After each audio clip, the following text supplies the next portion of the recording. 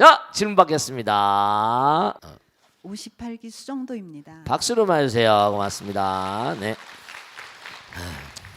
스님께서는 항상 내일의 문은 기도로 열린다고 네. 하시고 네. 기도는 목표가 확실해야 한다고 가르쳐 주셨습니다. 그렇죠. 네.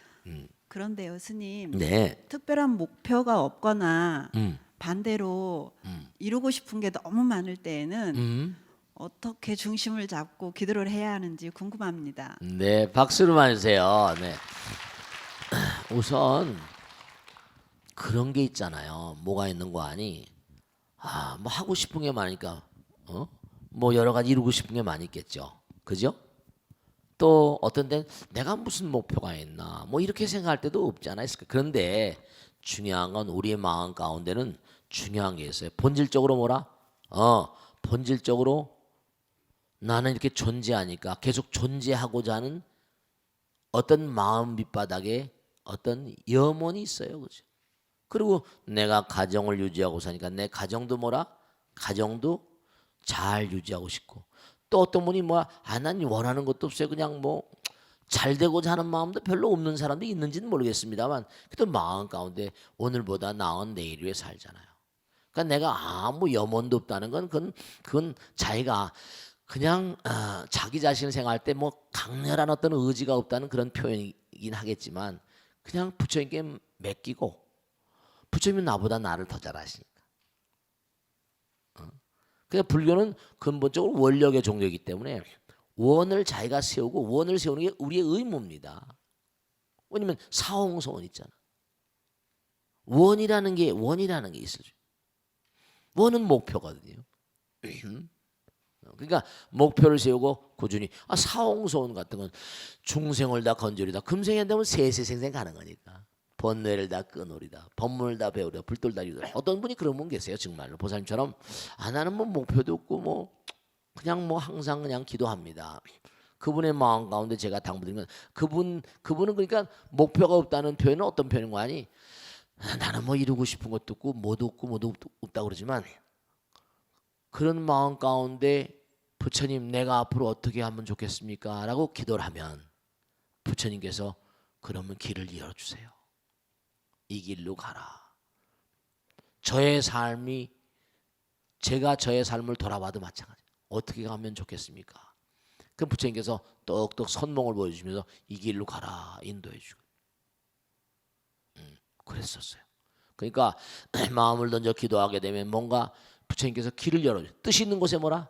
길이 있는 거니까. 그 기도를 열심히 꾸준히 하시다 보면 길이 열리는 거고, 또 하나 너무나 이루고 싶은 게 많다. 그러면 한꺼번에 다 이룰 수 없는 건 당연지사지. 그러니까 우선 우선순위가 있죠. 우선순위가 무엇인지 간에 우선순위가 있다고. 그러니까 회사를 운영하는 사람 프로젝트라는 말만 써요. 파일럿 프로젝트라 돼. 프로젝트는 뭐냐면 단계적으로 어떻게 갈 것인가 계획을 세우는 거야. Well begun is half done. 이런 말 말하면 시작이 반이니까. 시작 한 단계, one step, two step, step by step이니까 한 단계 한 단계. 그걸 공책에다 쭉 내가 이루고 싶은 걸 한번 써봐봐.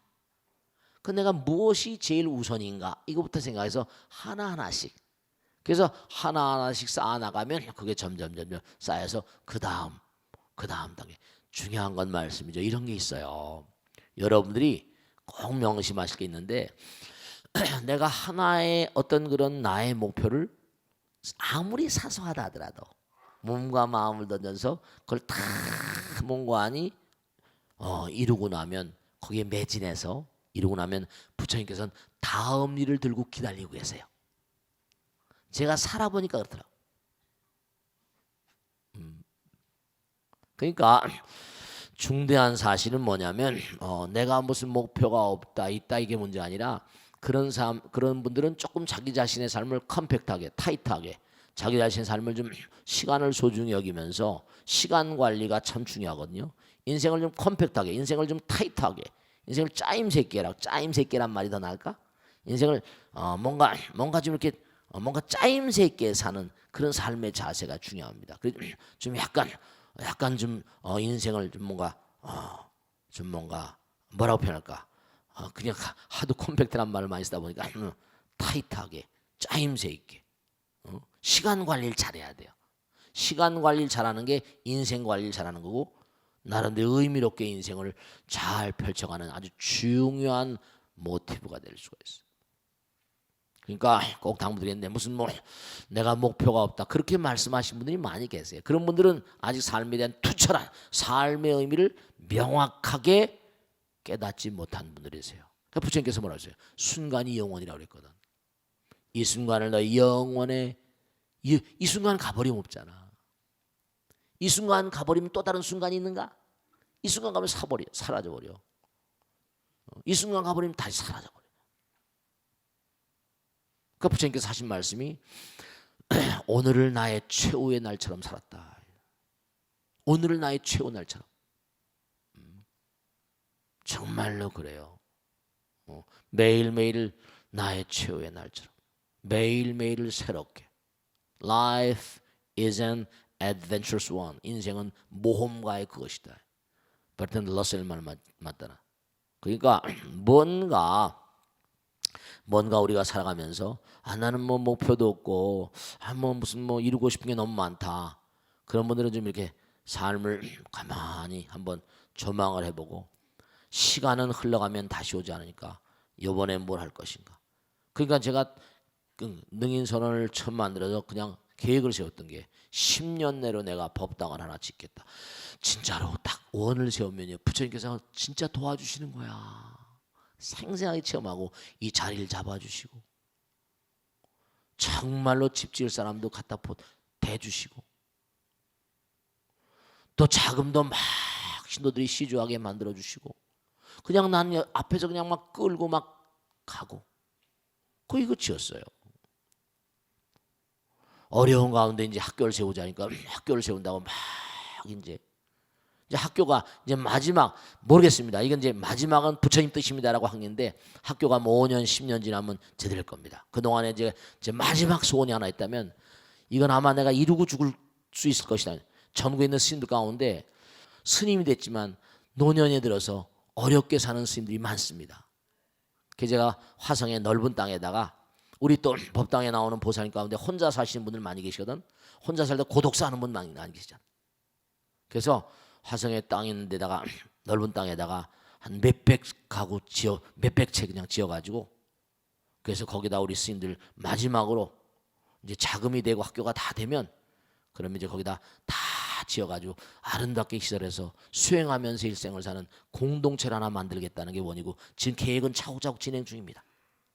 그래서 마지막 이제 홀로 되신 분들 거사님이나 보살님이나 스님들 가운데 같이 어우러져서 수행하며 살다 떠나는 그래서 지금도 계속 우리 17,000평 한 15,000평 밀어가지고 지금 그 작업을 진행시키고 있습니다. 뭐 자금 그런 건 이제 앞으로 어떻게 될지 모르겠지만 이제 마지막 나의 일이 그 일입니다. 틀림없이 해내고 내가 죽을 거예요. 그러니까 근데 그때 해주실 거예요? 아니. 틀림없이 그래서 이제 그 일을 분명히 해주실 거예요. 지금도 작업은 차곡차곡 이제 한 10년 내다보고 하고 있는데 10년 내로 다 될 거로 믿습니다. 중요한 건 원력을 세워서 우리가 자꾸만 가는 거야. 아시겠죠?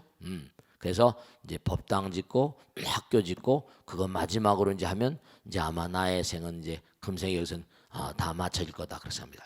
그러니까 타이트하게 아시겠죠? 자기의 삶의 계획을 타이트하게 세워서 항상 자기를 좀 푸시하는 게 중요해. 이건 스트레스가 나쁜 스트레스는 나쁜 스트레스 몸에 병을 만들지만 좋은 스트레스 푸시는 이 길을 가야 된다. 원력 세워서 자꾸 밀고 또 밀고 그런 좋은 스트레스예요. 자기의 분발의 어떤 의지를 북돋는 그런 좋은 스트레스를 자꾸만 가지면 그것이 꼭 이룰 수 있습니다. 아시겠죠? 자, 다음 질문 받겠습니다. 네. 박수로 맞으세요. 네. 안녕하세요. 네, 고맙습니다. 지방 큰 스님의 지혜로운 법문을 듣고 네. 나날이 부처님의 세계를 새롭게 알아가는 58기 박법성문입니다. 고맙습니다. 박수로 맞으세요. 네. 네. 스님 오늘 가르쳐 주신 법문 중에 천수경 9절에 보면 네. 원하속승 반야선이라는 말이 나오는데요. 그렇습니다. 네. 반야선의 뜻은 고통의 바다를 건네주는 지혜의 배라고 하는 뜻으로 네. 정말 아름다운 비유인 것 같습니다. 그렇습니다. 네. 그런데 제가 가끔 저 자신이 반야선에 잘 올라서고 있는지 의문이 듭니다. 제가 마음 공부를 잘하고 있는지 아니면 뭘 잘못하고 있는지 등등 네. 그 공부를 점검하는 방법이랄까요? 네. 큰 스님의 가르침을 받고 싶습니다. 박수를 맞으세요. 아주 좋으신 질문이세요. 자, 진짜 좋으신 질문인데 잘 들으세요. 진짜 잘 들으셔야 된다. 우리가 소승이란 말을 쓰고 대승이란 말을 써요. 들어보셨죠? 소승불교, 대승불교. 그런데 여러분이 정말 내가 반야선에 타고 있는가 안 타고 있는가 이걸 점검할 수 있는 방법 비결이 있어요. 그건 뭐냐면 우선 중요한 건 내가 열심히 기도하게 되면 부처님의 힘이 내 몸과 마음 가운데 흘러들어온다 그랬지? 그랬습니까? 그렇습니까? 잘 들으셔야 된다. 잘 들으셔야 된다. 그러면 뭐냐면 내가 기도를 열심히 하고 공부를 열심히 하면 내 힘이 강력해지면요. 강력한 힘이 어떻게 힘은 뿜어져 나오게 돼 있거든. 힘은 뿜어져 나오게 돼 있으니까 강력한 힘이 방출되면요. 주변에 끼리끼니까 강력한 그런 의지에 동참하는 사람이 모여들게 돼 있어요. 배는 뭐야? 사람을 태우는 거야. 배는 혼자 타고 하는 게 아니잖아요. 배는 여러 소승은 뭐 조그만 배지만 대승은 많이 태우는 거야. 그 제가 정말 안타까운 게 하나 있는데 진짜 안타까운 게 있는데 뭐냐면 진짜 몸과 마음을 다해서 열심히 기도하고 정진한 사람 주변에는 사람이 모이게 돼 있어요. 뜻을 같이 하는 의와 동지라 사람이 주변에 모이게 돼 있습니다. 내가 얼마나 많은 사람들을 모을 수 있고 나의 배에 얼마나 많은 사람이 타고 있을까. 내 마음은 내 마음 내가 반야선을 지금 반야용선을 만들고 있는 거야. 얼마나 큰 배인가. 능인선은 큰 배잖아요. 여러분도 공부 열심히 해가지고 기도 열심히 하고 참선 열심히 해서 체험의 세계를 연 사람은 나 혼자만 이거는 소승이라고 불러요. 많은 사람 만나는 사람마다 내 배에 태워주고 그 사람들을 내 배에 태워서 부처님 나라를 이끌었는데 얼마나 기가 막힌 공덕이세요. 나 혼자만이 아니에요. 나 혼자만이 아니에요. 반야선은요. 왜 반야의 배라고 그랬을까? 배는 사람 태우는 거예요. 난 답답해 미치겠는 게 우리 스님네들 그렇고 원하 속승 반야 이분은 출기차게 하면서 배는 나 혼자 타는 게 아니에요. 나룻배가 아니라니까. 소승 대승이라니까. 내가 자꾸만 기도하고 법회를 열심히 듣고 공부하고 정진하면 강력한 힘이 생기거든요. 법력이 쌓이고 실력이 쌓이고 그런 사람 주변에는 사람들이 모이게 돼 있고 그리고 그런 사람들은 뭔가 거부할 수 없는 힘이 생기거든요.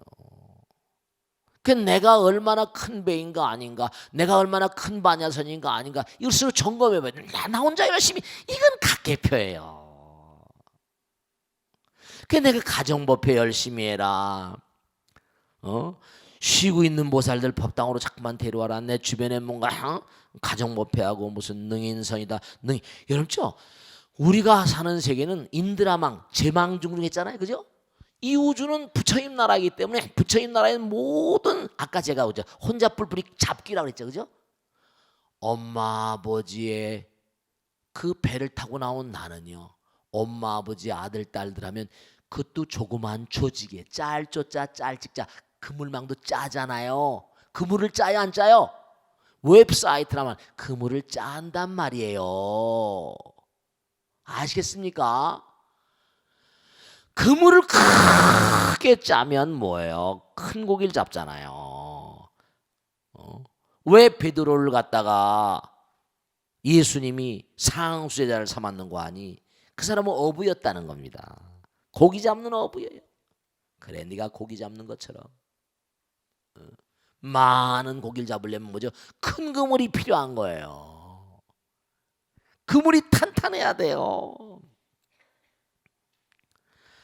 그러니까 주변에 계신 분들 정말 내가 공부한 대로 그들에게 설득력 있게 얘기하고 그러면 여러 가지 다목적 이익이 생기거든요. 내가 설득력 있게 얘기하면 벌써 변제가 열리고 성대가 바뀌어요. 제가 물론 옛날에 어렸을 때도 목소리가 나쁘진 않았지만 스님 돼서 자꾸만 이렇게 살다 보니까 성대가 변하는 것 같더라고요. 지금 제 나이 또래가 되면 소리가 올라가질 않거든요. 보통 우리 친구들 나이가 점점 걸거리잖아요. 근데 제가 노래를 딱 불러보면 한 3옥탑은 금방 뛰어보더라고요. 아, 목소리가 변치 않는구나. 그러니까 중대한 사실은 뭐냐면 큰 배를 만드는 거예요. 항공모함을 만드는 거예요. 부처님이 우주를 다 자기 안에 가졌잖아요. 큰 배 하나의 배잖아요. 원하 속승 반야선. 그 원하조도 월고해. 그들을 전부 다 태우고 나 혼자만 하지 말라니까. 참 어리석고 안타까운 거예요. 아, 나는 어울리기 싫어. 아, 난 그런 회의 같은 거 싫어. 이런 여자들은 세생생 안 돼요. 이런 거사들은 안 돼. 나라의 왕비 사주가 달라요. 그걸 아시라고요. 큰 산 밑에 큰 인물이 나고요. 500년 1000년 묵은 느티나무 밑에 장기 뜨고 사람들이 조지장제의 필택길입니다. 다 벌써 달라요. 노는 물이 달라요. 큰 배가 좀 되세요. 큰 반야선이 되시고요. 그래서 그 사람들을 다 원하조도 월고해라. 많은 불자들을 참 전부 다 내 아는 도반들, 내 아는 주변의 사람들 다 모아서 고통의 바다를 건너서 원하조도 월고해, 원하조도 원적산, 원하속해 무이사, 그들을 원하조도 원하속도 계정도, 그들을 다 가르치고 계정의 사막을 가르치고, 원하조동 원적산, 원하속해 무이사, 원하뭐라 조동 법성신 되게 하시란 말씀이에요. 그래서 부처님께서 반야선이란 말씀을 하신 거예요. 그러니까 내가 정말 반야선을 잘 타고 있는가 아닌가 하는 것은 내 마음, 내 뜰하게 나의 배에 얼마나 많은 사람 타고 있는가, 얼마나 많은 공덕주의 길을 가고 있는가, 그걸 점검하면 알 수 있어요.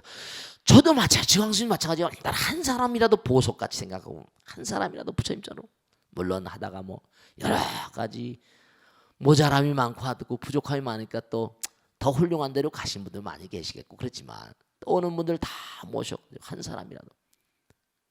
그러니까 이게 뭐가 문제인 거 아니?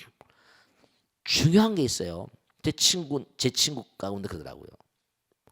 아, 옛날에 제가 예전에 얘기 들으면서 느낀 게 많은데 회사에 최선을 다해 충실했어요. 돈도 벌고 했어요. 근데 그땐 돈 벌고 일하기 바쁘니까 이른바 말한 만나는 친구들도 사업상의 친구거든요. 정년퇴직하니까 다 뿔뿔이에요. 부복 맡겼고 외톨이가 남으니까 친구가 없는 거예요. 맨 돈 버는 일하고 연결되고 사업상 만나니까 진짜 마음을 털어놓을 친구가 없으니까 정말 나이가 드니까 외롭다는 거예요. 그러니까 이제 어찌할 바를 몰라서 새로 친구 사귀는 거야. 마을회관도 가고 뭐 사회복지관도 가고 동아리 모임, 섹스폰 모임 뭐. 야, 이거 나이가 들어 새로 친구를 사귀어야 되네. 그 고민을 저한테 얘기하더라고요. 그게 답답하죠. 그게 여러분들한테 말씀이잖아요. 가정법회 능인불기대학과 58기, 57기, 50 그런 모임을 잘 하세요. 뜻이 같은 그런 그 발심을 해가지고 부처님께를 모셨는데 내가 얼마나 많은 사람들을 반야선에 태울 것인가. 아, 이건 뭐 다른 KTX나 게임이 다른 반야선인데. 그래서 스님이 너무너무 답답한 거예요. 거기에 노력을 좀 하면 얼마나 좋아요. 나이가 들면 왜 돌뱅이 됐나. 우리 친구들 인류고등학교, 인류대학 세계적으로 돌아다니고 막 한국 국제기업의 회장, 사장, 부회장 하다 말이에요. 나와가지고 말이죠. 장관, 차관, 국회의원 하다 나온 친구들이 수태거든요. 아, 이젠 외롭다는 거예요. 사업상 만나던 친구 다 뿔뿔이 가버리고 연락하기도 이제 쑥스럽고 관도 쓰니까 아 이거 어떻게 하면 좋을지 모르겠다고 나한테 와서 하소연을 하더라고요. 친구를 새로 사겠는데 등산 모임에 들어가 막 그런답니다. 근데 흉금을 터놓지 못하잖아요. 나이가 들었으니까. 아 너무 외롭다고 그러는 거예요. 그래서 제가 아 그런 면도 있구나. 늙어가니까 제가 깨닫는 게 많습니다. 친구들하고 얘기 가운데. 그렇기 때문에 정말로 우리는 마음과 마음이 통해야지, 그래야지 뭔가니 그만큼 하나가 된 느낌 가운데 부처님 마음에 희열이 나오는 거예요. 그 도반을 만나는 거 부처님께서 마지막으로 말씀할게요. 도반을 만나는 것에 도반을 만나 좋은 친구, 좋은 도반을 만나는 건 도를 하나님 물었잖아요. 좋은 도반을 만난다는 것은 도를 이루는 반쯤 됩니까? NO! 부처님께서 그런 소리야 말이라 하지 마라. 좋은 도반을 만난다는 건 도를 이루는 전체니라 했어요. 좋은 도반을 만난다는 건 뭐라? 도를 이루는 전체니라 이러셨다니까요. 같이 원하조동 원적, 원하조동 월고에 원하속득 개정도, 원하조동 원적산, 원하속회 무이사, 원하조동 뭐라? 법성신 되는 길을 가는 거니까 얼마나 복된 길이에요. 자기가 아무리 출세해서 막 한다도 정년퇴직은 기정사실인데 자기가 재벌이 아닌 이상 도반이 없는 거예요. 기껏 가봤자 뭐 사회복지관 가고 마을에 가서 뭐 그것도 나쁠 건 없지만 도반이라고 말하기는 어렵잖아요. 도의 반력, 속득 개정도, 그 이런 모임을 너무 소중히 여기셔야 된다. 그 제가 너무너무 안타까워. 그렇게 출세해서 잘 나가다가도 관두면 고만이 저한테서 얘기하더라니까요.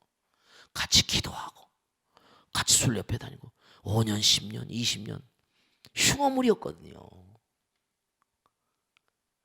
누가 나에게 좋은 친구가 되어줬으면 좋겠다. 친구가 자기가 노력하는데 어디 좋은 친구가 있습니까? 아시겠죠? 명심하시고 내가 정말 좋은 반야선을 타고 있는가 아닌가는 내가 타고 있는 배, 내가 만든 배 얼마나 훌륭한 도반들이 함께 타고 가는가 그걸 보면 정확히 점검할 수 있습니다. 아시겠죠?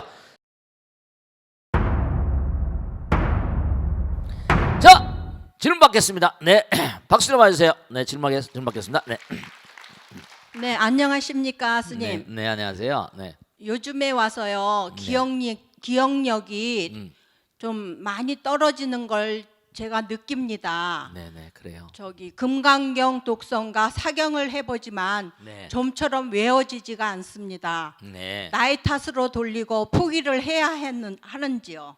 스님께서 용기를 좀 주십시오. 네, 박수로 하세요. 네, 네. 우선 중요한 건요, 우리가 그렇잖아요. 제일 오래 살았던 인류 역사상 제일 오래 살았던 분이 뭐 120 몇 살까지 살았대 할머니인데 그런데 우린 다 죽어요.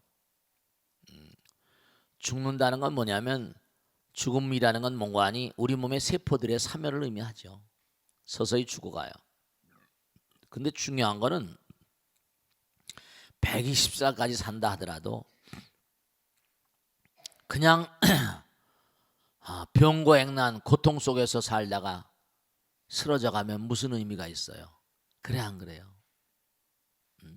요즘엔 말이죠. 제가 얘기를 많이 듣는데 확실히 그런 것 같아요. 우리가 제가 어렸을 때만 하더라도 환갑이 지나면 오래 사셨다고 그러거든요. 그랬어요 안 그랬어요?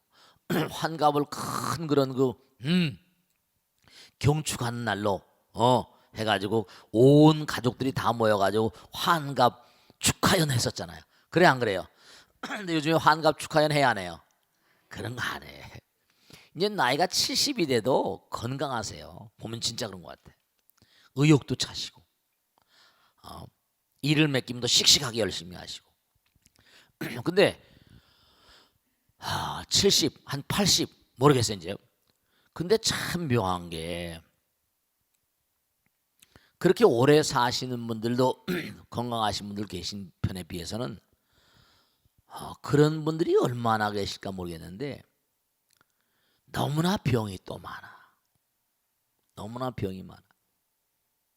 그러니까 신문이나 매스컴 같은 데서 뭐 무슨 텔레비 방송 뭐 무슨 뭐 이런 데서 전부 다 뭐라 건강에 관계된 프로그램을 너무나 많이 방영하고 있죠. 그래 안 그래요? 뭐 양의사가 나오고 한의사가 나오고 나름대로 그 방면에 뭐 전문가들이 나와서 말이죠. 그들이 하는 얘기가 그들이 한 얘기를 전부 다 이제 제가 이렇게 한 번은 가만히 이렇게 들어보면서 이것저것을 보면서 저 사람들이 무슨 얘기를 하고 있나 들어보면 전부 다 노화를 방지하는 거예요. 늙어가는 걸 몽고하니 좀 연장시키는 거야. 보통 생명체들은요 자기가 성장기에 6배를 산다고 그럽니다. 5배인가 6배 산다고 그러니까 25살까지 살면 125살까지 사는 거래요 원래. 이 모든 자연계에 있는 생명체들이 뭐냐면요 중요한 거예요. 자연계에 있는 생명체들이 이른바 말하면 자기 성장기에 5배를 산다는 거야. 그러면 25세부터니까 125세가 정상이래요 이게. 근데 우리는 7, 80 뭐 이렇게 살잖아요. 그럼 학자들은 뭐냐면 정상적으로 만일에 자기 몸과 마음을 잘 갈무리하면 그 정도 나이는 산다는 거 아니에요. 그러니까 뭐 별의별 짓을 다 하지 뭐 줄기 세포를 뭐 젊을 때 세포를 저장해 가지고 그다음에 줄기 세포를 만들어서 뭐 한다는 얘기도 있고 막 여러 가지 얘기를 많이 있잖아요. 그런데 여러분이 꼭 하나 생각하실 게 뭐냐면 이 우주에 원리가 있어. 내가 아무리 오래 살고 싶어도 죽음은 피할래야 피할 수 없는데 나름대로 장수하고 살려고 한다면 이 우주의 원리를 우리가 충분히 생각해야 돼요. 왜냐? 이 몸은 어디까지나 기계잖아요. 그 기계를 험하게 쓰면 오래 가야 안 가요. 그러니까 우선 몸관이 매일매일 자기 몸과 마음에 대해서 감사한 마음을 가져야 된다는 그런 의지를 잊어서는 안 돼요. 너 오늘 고생했지. 그리고 평상시에도 그런 얘기 하잖아요. 운동이 중요하다 그러냐. 너무 과도한 운동은 뭐라? 과도한 운동은 오히려 몸을 뭐라? 해쳐버린다니까. 그러니까 스포츠 스타들이 오히려 뭐라? 오래 못 삽니다. 제가 옛날에 언론기관에 근무할 때 보면 대체로 보면 스타들이 수명이 짧아요. 특수한 사람을 빼놓고. 그러니까 우리 몸을 얼마나 잘 간수하는가, 그리고 이 기계를 잘 관리하는가. 그러려면 제일 중요한 게 이른바 말하면 금방 말씀드렸듯이 두뇌 건강이거든. 아무리 다른 데가 뭔가하니 건강하더라도 두뇌 문제가 생기면 안 되거든. 치매, 건망증 같은 걸 이른바 학자들은 뭐냐면 두뇌암이라고 부릅니다. 암과 전혀 차이가 다르지 않죠. 뇌 종양 뭐 이런 게 아니라 뇌 기능이 점점 악화되니까. 그러니까 자기 몸에 대한 감사와 더불어 꼭 생각할 수 있는 게 중요한 거예요. 모든 수행 방법이 뭐냐면 부처님께서 말씀하신 것이 시간과 공간의 세계를 뛰어넘는 겁니다. 왜냐하면 시간과 공간의 세계를 뛰어넘으면 영원히 열려버려. 내 몸과 마음의 세포들을 영원의 세계에 자꾸만 띄워버리면 노화가 절대로 더뎌집니다. 내 몸의 세포들의 시간 감각을 없애버리는 거야. 무슨 말씀인지 아시겠죠? 그러려 못하는 거 아니? 수행이 약이에요. 수명 장수의 보약이란 말이에요. 기도가 약이에요. 참선이 약이고 부처님 법문 듣는 게 약이에요. 법약이야. 진리는 너희들을 영원케 한다고 그랬잖아요. 중요한 건 수행이라는 건요. 제가 참선을 시켜보고 이러지만 그 자꾸만 참선을 시켜보고 이러면 어떻게 되는 거 아니? 우리가 부처님 법문 듣는 것도 마찬가지예요. 그러면 그럴수록 어떻게 되는 거 아니? 네, 내 몸과 마음 가운데 시간과 공간을 초월하는 그런 물질이 생겨버리고, 그런 물질이 뭐죠? 세포를 만들고 골수를 만들고 몸을 만들어버려요. 노화가 현저히 더뎌집니다. 노화가 현저히 더뎠지. 그럴 수밖에 없잖아. 시간과 공간을 이겨버리. 그런 시간을 많이 가지면 많이 갈수록, 그러니까 바쁘다 바빠 이것도 중요하지만, 일을 하나 바빠도 중요하지만, 바쁘더라도 좀 쉬었다 가는 거. 삼보일배, 3번 걷고 한 걸음 쉬는 것처럼 내가 일하다가 조용히 앉아가지고 하면서 머리를 좀 쉬어버리고 번뇌를 내려놓으면 그만큼 두뇌는 몸과 안이 영원성이 몸과 마음에 깃들거든. 왜 약사랩을 반복을 자꾸만 하게 되면, 반복을 하게 되면 어떻게 돼요? 반복하는 가운데 시간과 공간을 잊어버리거든. 왜 연습이 대가를 맞는가? 왜 practice makes genius? 왜 연습이 대가를 맞는가? 연습을 하다 보면 저절로 몸과 안이 이른바 말하면 몰입의 경계에 가버리고 하나의 경계에 가버리고 신기가 나와버려요. 그 연습한 것만큼 명선수가 되는 거예요. 원리가 다 마찬가지예요. 그러니까 자꾸만 나이가 들어가면 여러 가지 본능, 잡생각들이죠. 그런 것들은 금기입니다. 왜냐하면 나이가 들어가면 들어갈수록 두뇌나 모든 기관들이 점점 악화되고 죽음을 향해서 노화의 길을 달려가고 있는데, 그걸 더디게 만들어야 할 텐데 거기다가 기름을 끼얹는 거랑 똑같아요. 기름을 끼얹는 거랑 똑같아요. 텔레비나 이런 걸 많이 보지 말라고 하잖아요. 잠깐 보는 거야 뭐 어떻게 했어요. 근데 자꾸만 보고 듣는 것이 뭐죠? 나의 마음 가운데 본뇌 망상을 자꾸만 일으킨다고 한다면 오히려 그건 뭐라? 안 보는 이만 못하고 나를 바보로 만들어버리죠. 그래서 욕계선정, 색계선정, 무색계선정, 부처님 그러셨잖아요. 우리 지금 125살을 얘기하고 있는데 하늘나라에 가면 뭐 수만 살, 수천 겁씩, 억겁씩 산다는 거 아닙니까? 무량한 겁을 산다고 하고. 왜 그럴까요? 사선팔정이거든. 끊임없이 수행하니까 그런 세계를 나가는 거예요. 물질을 버리니까. 물질 앞에는 애비애미도 없잖아요. 돈 앞에는 사람이 의리고 뭐고 없어요. 배신이야. 자기가 지죽을 꿀을 지가 파는 거예요. 돈 앞에는 인간성이고 뭐고 전부 다 말살이거든. 자기 꿀을 자기가 파는 거예요. 과보가 다 큰 거예요. 근데도 과보가 다 큰 겁니다. 그러니까 나이가 들면 들수록 어떻게 되냐? 정말로 정신건강에 대해서 유념하셔야 되고 기도를 많이 하셔야 돼요. 저도요, 하도 일을 많이 하다 보니까, 저도 별볼륨 깎아중이다 보니까 스트레스를 많이 받잖아요. 그래도 뭔가 나름대로 그냥 조용히 앉아서 그 바쁘더라도 15분 20분 또 앉았다가 일어나면 또 그 나무라도 상쾌해요. 그러니까 지금 이렇게 살죠. 이렇게 살죠. 보통 아마 다른 건 모르겠습니다만은 일을 하는 거로 친다면 대한민국의 어느 절에 어느 중보다 내가 이 일이 말이죠, 이게 많으면 많았지 적겠어요. 별하별 일을 다 하니까. 근데 이렇게 버티고 사는 건 부처님 힘이에요. 그러니까 매일 글 써야죠, 구상해야죠, 기획해야죠, 생각해야죠. 뭐 매일 일이 한두 곳 뜨고 이 일 저 일이 터져 나오고 별하별 일이 많으니까 거여에 앉아가지고 또 생각하고 말이에요. 비우고 또 비우는 것만큼은 담을 수 있으니까. 그러니까 나이가 들어가면 들어갈수록 노화를 방지하는 비법, 그것은 바로 뭐라? 영원성 속에 자기를 띄워라. 그럼 몸과 마음이 그동안에 쉬니까 그만큼 노화가 방지되는 거예요. 아시겠죠? 자, 다음 질문 보겠습니다. 네, 다음 질문. 네, 박수로 맞으세요. 네. 네. 안녕하십니까. 네. 네, 요즘은 건강을 챙기기 위해서 다들 소식을 많이 하는데요.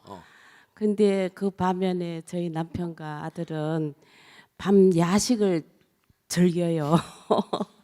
그래서 저 요즘 뭐 명상 프로그램이라든지 참선이라든지 그런 네. 걸 많이 매스컴에도 그렇고 또 많이 하고 있는데요. 네네. 그런데 좀 접할 수 있도록 동기부여를 하려면 어떤 방법이 있을까 해서 큰 스님을 고문을 빕니다. 네, 박수로 맞으세요. 감사합니다. 네, 네.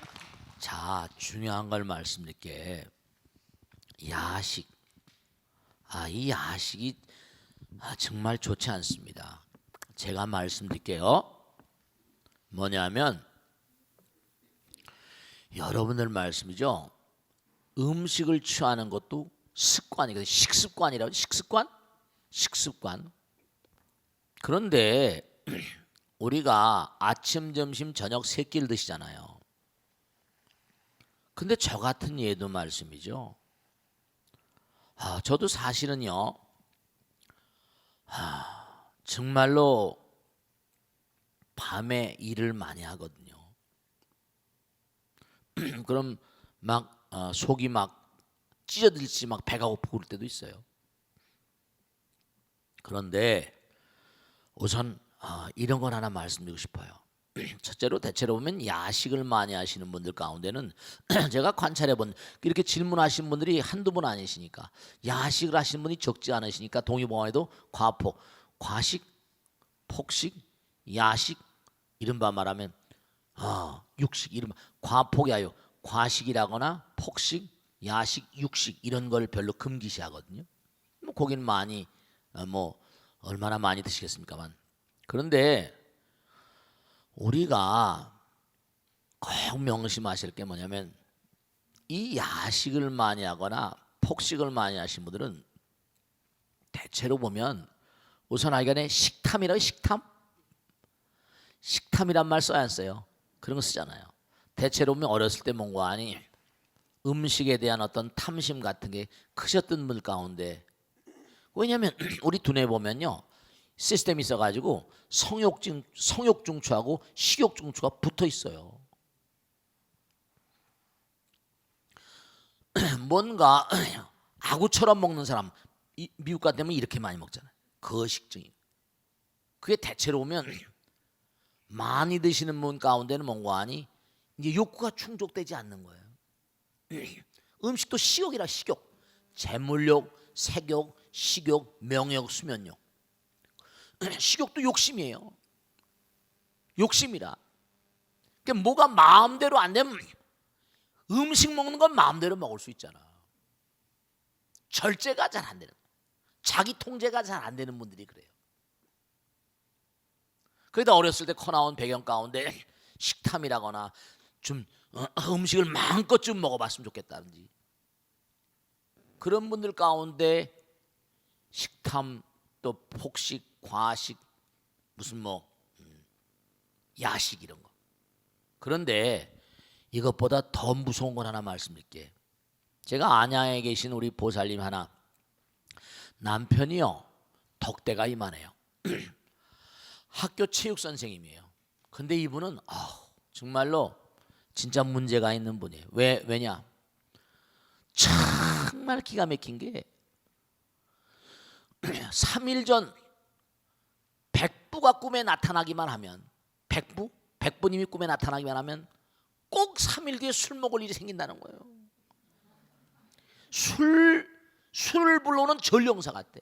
이분은 힘이 장사고 학교 체육 선생이다 레슬링 선수 출신이에요. 약줄 드시고 나면 그다음에 정신이 완전히 가버리니까 가서 막 제정신이 아니야. 부수고 난리를 치니까 경찰에 그냥 계속 불려다니는데 보통 땐 법 없어도 살 사람이야. 너무 착한데 자기도 죽을 적에 선생님이니까 자기도 선생님이니까 그래서 그 보살님 또 얼굴이 이쁘장하게 생겼어. 우리 남편 때문에 진짜 죽겠다는 거야. 그냥 스님한테 가보자고 근데 아무 말도 마누라한테 끌려온 거예요. 어떻게 하면 좋을지. 왜냐면 한두 번이 아니거든 이거. 너무 기가 막힌 게 백부님이 꿈에 딱 나타나면 일이 생길 걸 아니까 문을 다 잠굽니다. 밖에서 안에서 다 잠근데도 진짜 귀신 씌운 것처럼 귀신같이 빠져나가는 거예요. 그 얘기를 하는데 들어보니까 이게 심상치가 않은 거예요. 그래서 제가 물어봤어요. 백부님하고 거사님하고 무슨 관계입니까? 자기 아버님이 일찍 돌아가셔가지고 백부님이 자기를 대학교까지 공부를 시켰대요.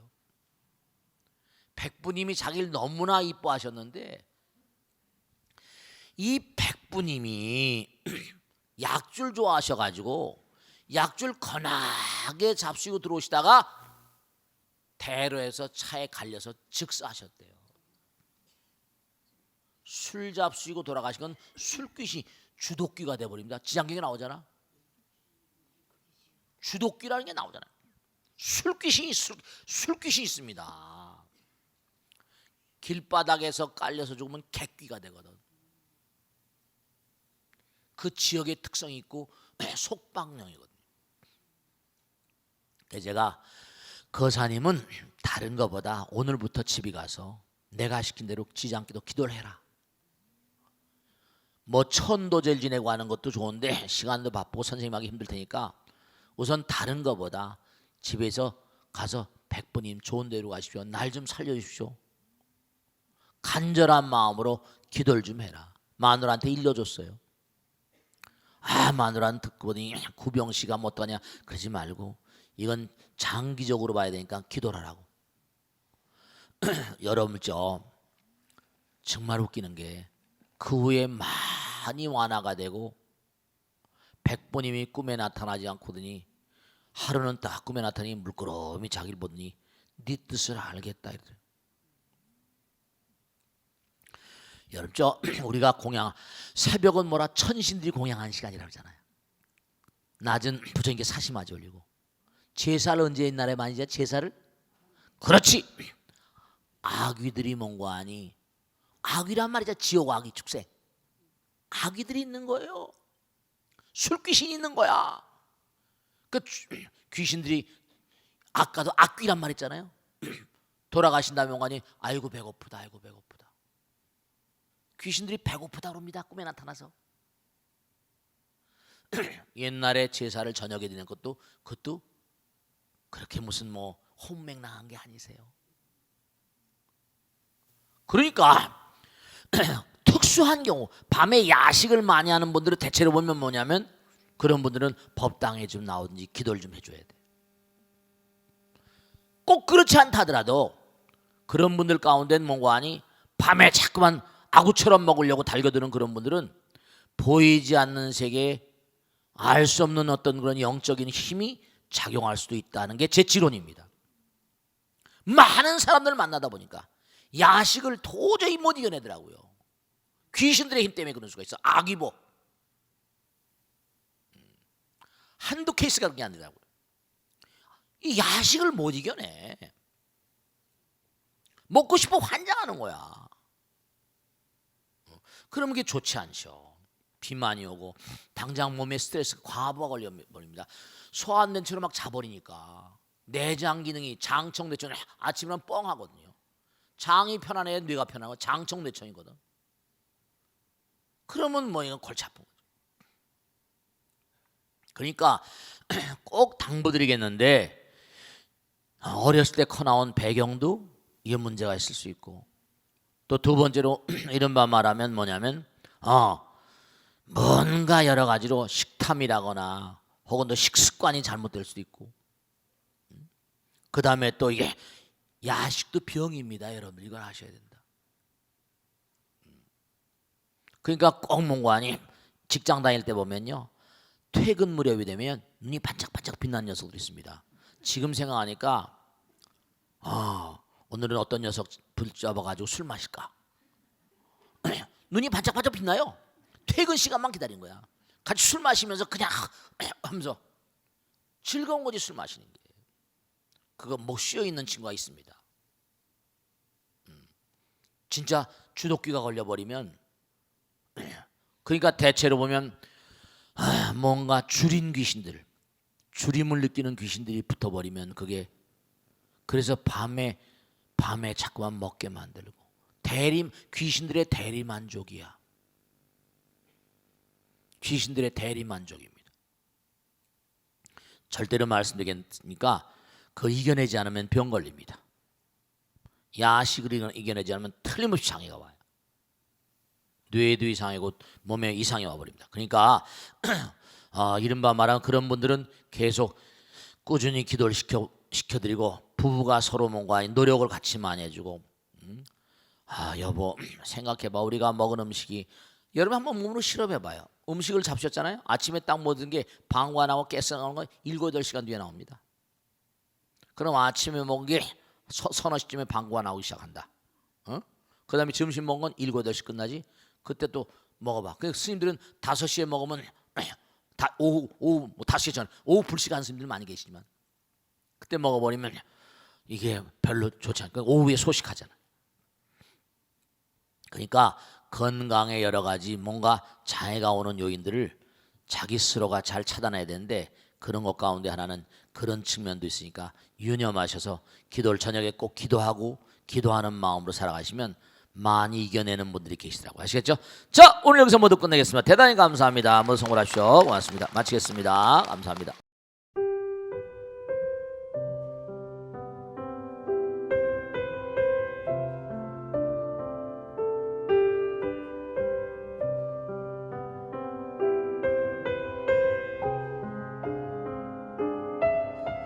불자 여러분 안녕하십니까? 능인선언원장 지광입니다. 이 불교 방송은 정말로 불교의 보배입니다. 부처님의 거룩한 뜻이 무엇입니까?